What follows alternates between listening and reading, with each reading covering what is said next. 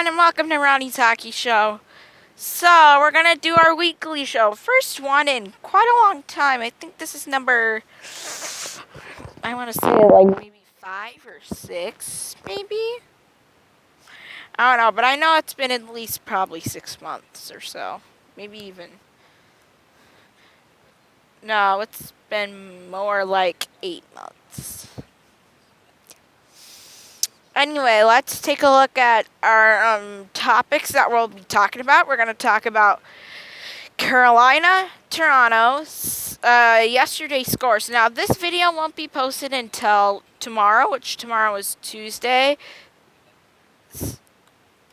I have a video going on. Anyway, so what I'm going to do here is that I'm going to read you off the topics. The Hurricanes, Maple Leafs Sunday scores, so which is yesterday's scores. But when you watch it, it's going to be a Tuesday, so yeah. Upcoming Ronnie's Hockey Show videos, some leaders in my NFL show. Let's get into the topics. Carolina. So they have this new celebration that they do now. Like they do the skull chant. They do that, and then they do like some other things, and then they zoop down ice and they go and jump full body into the glass like that. Sometimes they'll, do the skull chant and do all that. Then they'll skate behind the other way and do the same thing. But they do it at the blue line, like right by where their bench is. Which here's the away bench, and this is Carolina's bench. Well, here, I'll give you an example. This is Carolina's bench. This is the other team's bench. Here's the blue line. It's about right here. They usually, do the skull, skull, skull. And so does the crowd, too. And then, here's the blue line. They skate that way, or they go back behind like that. Because I think the way to their dressing room is back that way. But, the cameras are so focused into it, like they want to see it. They have the cords all around on the ice. People trip over them, and with the skate blade, it's so sharp. One cut on the cord, and you're off the air. So yeah.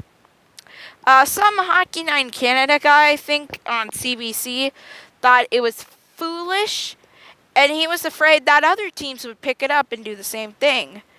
But you want to try to have a good experience at a hockey game. So I kind of blame it on him for thinking it was foolish because, I just really don't care.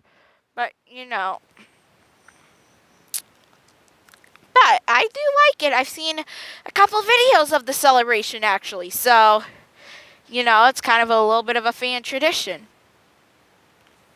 Then if you hear some noise, it's from my computer. If the mic picks it up and you hear it, please ignore it. Toronto. What is going up with Toronto? They haven't lost an away game this season. They're just incredible. It really is incredible. Here's a plastic sheet. I won't need these. No, it still came up on here. All right, let's continue. Ow, that hurt. That actually hurt.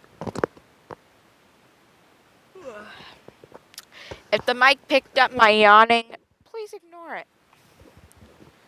Still. Let's take a look at some Sunday scores for NHL. Lightning beat the Senators 4-3 final OT. The Rangers won 3-1 over the Sabres.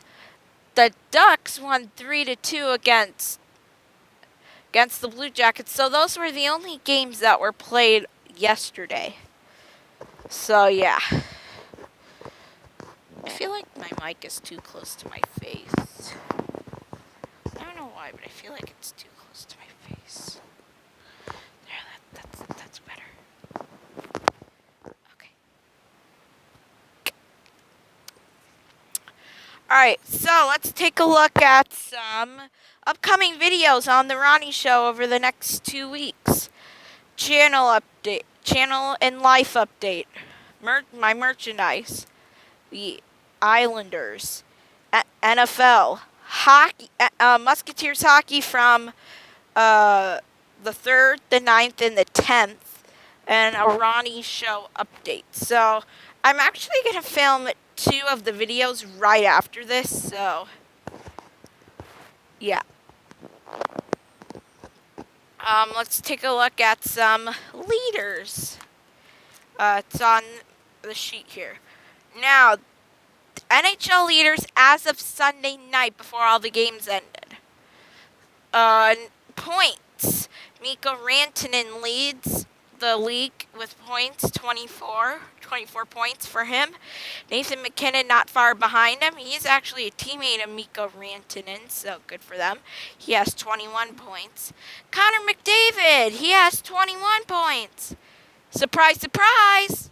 Well, it's not really a surprise, but, you know. Anyway, goals. We have a 3-way tie between Nathan McKinnon, Patrick Kane, and Gabriel Landeskog with 11. Then Mikko Rantanen leads the league in assists with 19. So that means 19 out of his 24 points are assists, and he only has 5 goals. Yeah, that actually kind of shocked me while I was doing all this research. Yeah. And then we have a 2-way tie between Mitch Marner and Blake Wheeler for the top 3 with 14 points. So the way I'm doing this is that I'm going from top 3 in the NHL as of Sunday night. Philip Forsberg, plus 12. Jeff Skinner, plus 12. And Gabriel Landeskog, plus 11 for plus minus, rather. So, goals. Now we'll go on to the goalie side of things. Goals against average. Yaroslav Halak, 1.45. Pekka Rinne, 1.63. Thomas Greiss, 1.85 goals against average. Now, here are the save percentage. It basically goes in the same order again. Yaroslav Halak, 0.952. Pekka Rinne, 0.948, and Thomas Greiss, 0.944. To me, Yaroslav Halak, I think he's starting to prove that he's going back to old Yaroslav Halak when he was with Montreal. I mean, his numbers are so good. I think Boston has a future in this goaltender, and I think he's 30-ish, 32-ish, something like that. I don't know. Wins. Frederik Andersen and Andrei Vasilevsky tied with 7. Marc-Andre Fleury with 6. The shutouts. So Marc-Andre Fleury has 2. We have a 3-way tie for the top 3 and shutouts. Marc-Andre Fleury, Keith Kincaid. Wow. New Jersey backup. And then Yaroslav Halak with 2 shutouts. So I'm going to talk about Marc-Andre Fleury a little bit. In his 6 wins that he has, 2 of those were shutouts. You can't get any better than that. It's just like last year.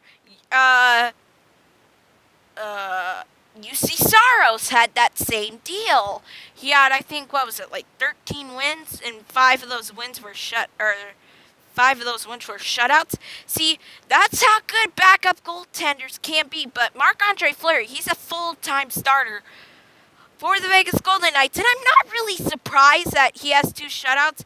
He's playing like he's 10 to 15 years younger. And I know he's only 33-ish, I think. Let's see, let me do the math. Let's see.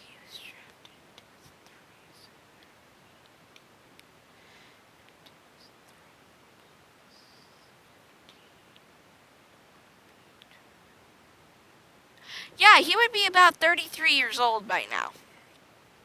And he's playing like he's 10 to 15 years younger. This guy's a superstar. Watch out. Yeah, Keith Kincaid. He didn't make the top 3 goaltender things, but he has 2 shutouts. Like, I mean, you can't go wrong with that. He's a full-time backup goaltender, and he has 2 shutouts. That is impressive for a backup goaltender. Trust me. Like, I know backup goaltenders aren't supposed to be that good. No offense, Jake Seibel. But, you know.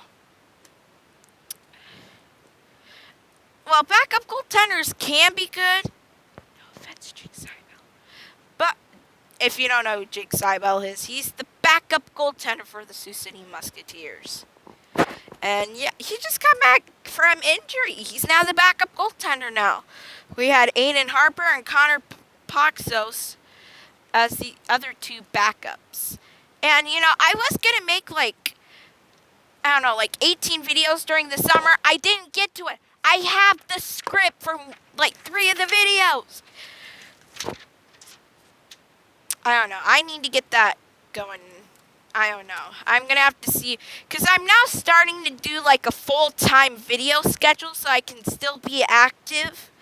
Because the summer, I mean, all there was just the Ronnie show and stuff like that. I want to be more open to hockey. Because, you know, that's my main sport that I follow.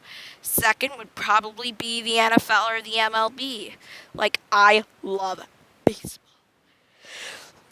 Second favorite sport. I was about to yawn there, just so you know.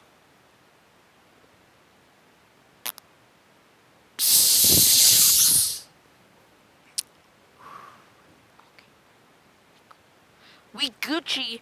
Woo! Woo! Woo! Okay, that was so bad. I think we should get back to hockey before I get in trouble. Okay, got it.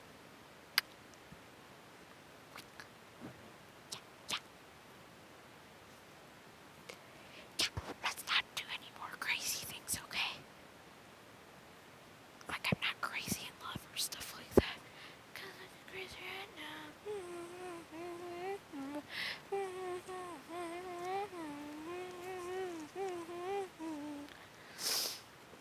Anyway, so yeah, let's get back to some hockey. Woo! So yeah, Keith Kincaid, he's a full-time backup. 2 shutouts. That is just incredible. Incredible for a backup goaltender. And you get 2 shutouts as a backup goaltender. We're not even 6 weeks into the NHL season, and he already has 2 shutouts for a backup goaltender. That is impressive. So if you want to be a goaltender and be a backup and stuff like that, do it. Do it. Do it. Do it. Do it. So that will do it for the weekly show, and we will see you guys all next time.